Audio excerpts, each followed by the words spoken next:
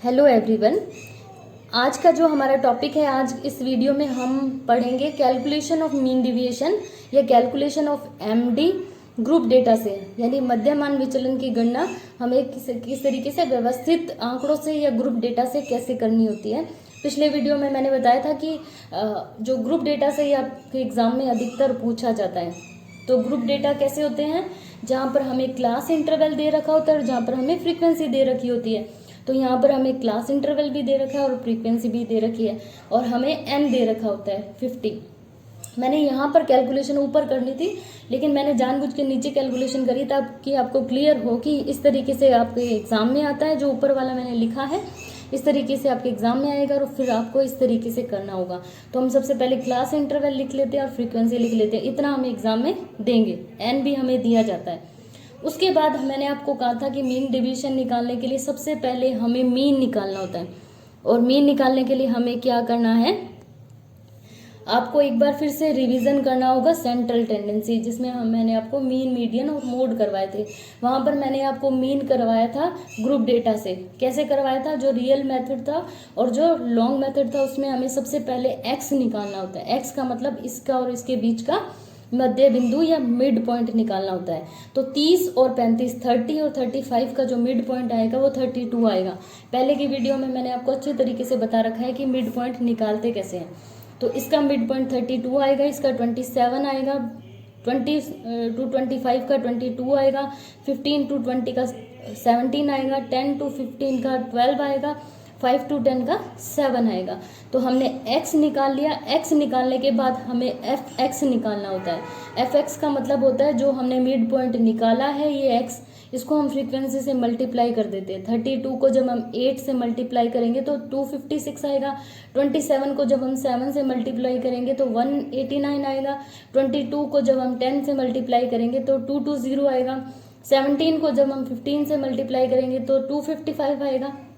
12 को जब हम 2 से मल्टीप्लाई करेंगे 24 आएगा और 8 को जब हम 7 से मल्टीप्लाई करेंगे तो 56 आएगा। अब हमें इसका टोटल करना होता है sigma F X upon N. यहाँ तक हमें पहले कर चुके हैं।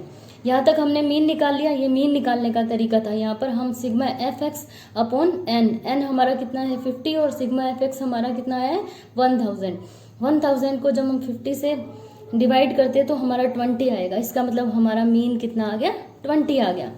अब हमें इसमें जो अलग चीज़ निकालनी है वो क्या है, मीन डिवीजन के लिए डी निकालना है। डी का मतलब डिविएशन या विचलन, वही जो हमने पिछले वीडियो में किया है कि हमें विचलन निकालना है। विचलन का मतलब x माइनस एम। एक्स का मतलब क्या, जो हमारा प्राप्तांक है वो अपने मीन से कितना विचलित है। तो हमारा फर्स्ट जो स्कोर है वो कितना है 32 है, ठीक है। फर्स्ट स्कोर हमने मिड पॉइंट जो निकाला था उसी को मानेंगे हम x। 32 है, 32 में से जब हम 20 को माइनस करेंगे तो हमारा 12 आएगा। 27 में से जब हम 20 को माइनस करेंगे तो 7 आएगा। 22 में से जब हम 20 को माइनस करेंगे तो हमारा 2 आएगा। इस तरीके से जो मैंने पिछले वीडियो में आपको बताया था कि हमें x में से m को घटाना है। तो इसमें से ये हमारे जो धनात्मक प्राप्त हुए और ये ऋणात्मक प्राप्त हुई, यानी ये प्लस के और ये माइनस के। लेकिन हमें यहाँ प्लस माइनस का ध्यान नहीं रखना है। अब हमें क्या करना है, ये जो हमारा d आया है इसको हम f से मल्टीप्लाई करेंगे। यानी हमारा f कितना है 8 और हमारा d कितना है 12। तो 12 को हम 8 से मल्टीप्लाई करेंगे तो हमारा 96 आएगा। 7 को जब हम 7 से मल्टीप्लाई करेंगे तो 49 आएगा और 2 को जब हम 10 से मल्टीप्लाई करेंगे तो 20 आएगा। 15 को जब हम 3 से मल्टीप्लाई करेंगे तो माइनस का 45 आएगा। 2 को जब हम 8 से मल्टीप्लाई करेंगे तो माइनस का 16 आएगा। 8 को जब हम 13 से मल्टीप्लाई करेंगे तो माइनस का 104 आएगा। मतलब कहने का मतलब d को हमें f से मल्टीप्लाई करना है, तब हमारा fd निकल के आएगा। अब हम इसका टोटल कर लेंगे। टोटल हमें क्या करना है, टोटल हमें पॉजिटिव और नेगेटिव किसी चीज़ का ध्यान नहीं रखना है, सबको टोटल करना है। सबका टोटल करने पर हमें क्या मिला 330। अब हमें क्या करना है, एम डी का फॉर्मूला हमें ध्यान है, सिग्मा एफ डी बटे में एन या sigma F D upon N. तो सिग्मा एफ डी हमारा कितना आया 330 और एन हमारा 50 है। तो हमने जब 330 को 50 से डिवाइड किया तो हमारा एम डी आ गया 6.60। तो इस तरीके से आपको निकालना है।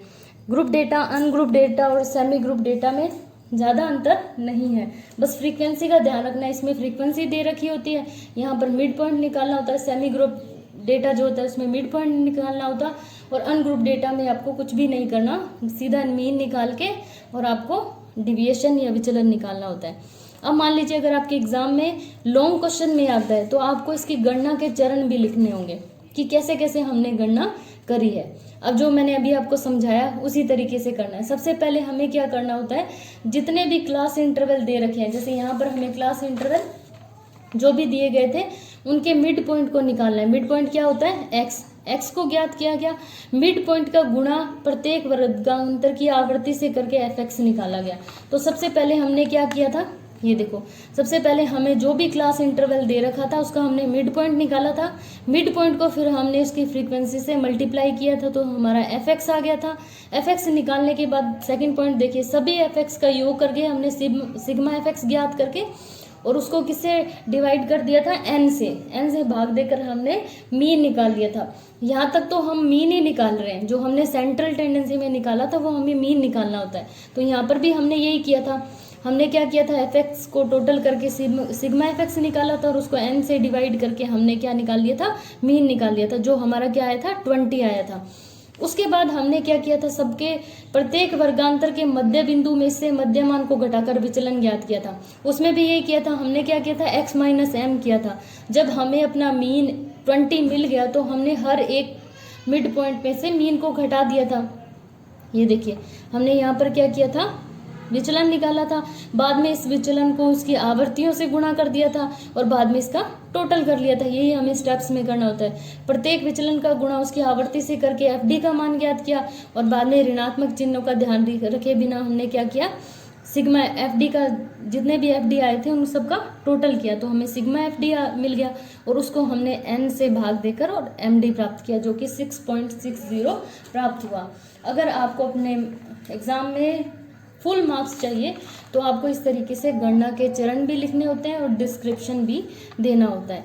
तो ये देखिए, हमने एफ किया था और उसके बाद हमने सिग्मा एफ किया और उसके बाद हमने एन से डिवाइड कर दिया और हमारा 6.60 एम निकल आया था। तो इस तरीके से आपको एग्जाम में इस तरीके से डेटा दे रखा होगा, क्लास इंटरवल और फ्रीक्वेंसी दी हुई होगी। सबसे पहले आपको मीन डेविएशन, जैसा कि नाम से पता है कि पहले आप मीन निकालेंगे, उसके बाद डिविएशन या विचलन निकालेंगे। विचलन निकालने के बाद उस विचलन को आप फ्रीक्वेंसी से क्यों मल्टीप्लाई करते हैं, क्योंकि ये जो हमने विचलन निकाला है वो तो एक स्कोर का निकाला है और फ्रीक्वेंसी कितनी है, 8। कहने का मतलब 32 35 के बीच में 8 बच्चों के नंबर आए हैं। तो उन 8 बच्चों का विचलन कब पता लगेगा, हमें जब हम इस 12 को 8 से मल्टीप्लाई करेंगे। तो हमने जब 12 को 8 से मल्टीप्लाई किया तो हमारा सबका विचलन आ गया, सब बच्चों का विचलन आ गया। फिर उन सब विचलन का हमने टोटल किया और टोटल को जब हमने n से डिवाइड किया, हमारे पास इतने बच्चे थे यानी 50 बच्चों का जब हमने विचलन निकाला तो उसको 50 से डिवाइड करना पड़ेगा। डिवाइड करेंगे तो हमारा मध्यमान विचलन या मीन डिविएशन आ जाएगा। तो इस तरीके से आपको करना है। आप जब भी कोई भी न्यूमेरिकल करेंगे तो आपको करना तीनों से है, अनग्रुप डेटा से भी, सेमी ग्रुप डेटा से भी और ग्रुप डेटा से भी, ताकि आपको फ़र्क पता लगे कि ग्रुप डेटा से कैसे करते हैं और अनग्रुप डेटा से कैसे करते हैं। आपके एग्ज़ाम में ज़्यादातर जो आएंगे वो ग्रुप डेटा से आएंगे। तो यहाँ पर आपको रटने की ज़रूरत नहीं है, जो फॉर्मूला बता दिया उस फॉर्मूले में देखो आप। सबसे पहले यहाँ तो आपको नाम से पता लग रहा है कि मीन डिविएशन निकालना है, मध्यमान विचलन निकालना है, तो पहले मध्यमान निकाल लो, फिर विचलन निकाल लो, फिर विचलन को उनकी फ्रीक्वेंसी से मल्टीप्लाई कर दो, फिर सब का टोटल करके और उसको n से डिवाइड कर दो तो हमारा मीन डिविएशन निकल आएगा। तो इसमें आपको किसी तरीके से किसी भी चीज़ को रटने की ज़रूरत नहीं है। Thank you.